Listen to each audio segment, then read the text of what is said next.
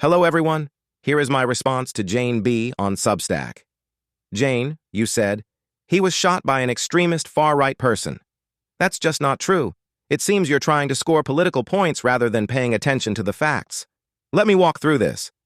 First off, there is zero verified evidence that Tyler Robinson was some far-right extremist. Law enforcement hasn't said that. What we know is that Robinson, 22, was arrested for shooting Charlie Kirk at Utah Valley University. That's it.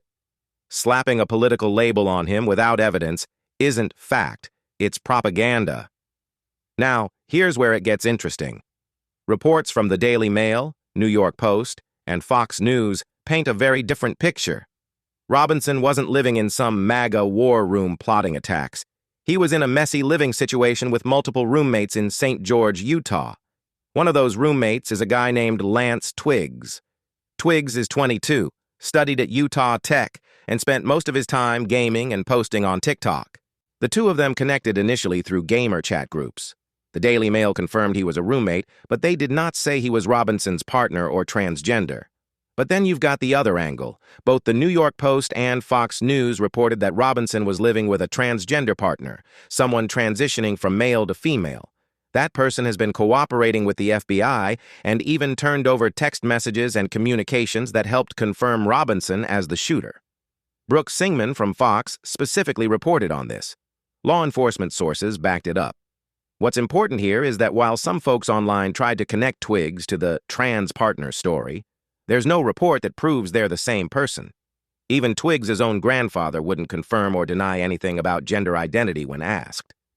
So the truth is, Robinson's life was wrapped up in a chaotic household, possibly with a transgender partner, not in some far-right extremist cell.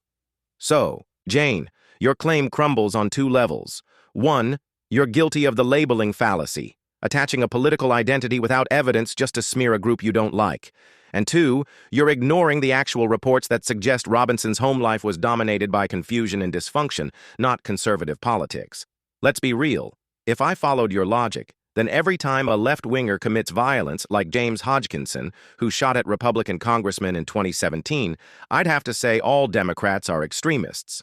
That's obviously ridiculous, but that's the same sloppy standard you're applying here. Bottom line, until the FBI says otherwise, calling Robinson a far-right extremist is nothing but a false narrative. The actual facts point toward a kid in a broken environment, tangled up with a transgender partner who is now cooperating with investigators. That's not the picture you painted, and it shows why truth should come before politics. Please like, share, and comment to learn more.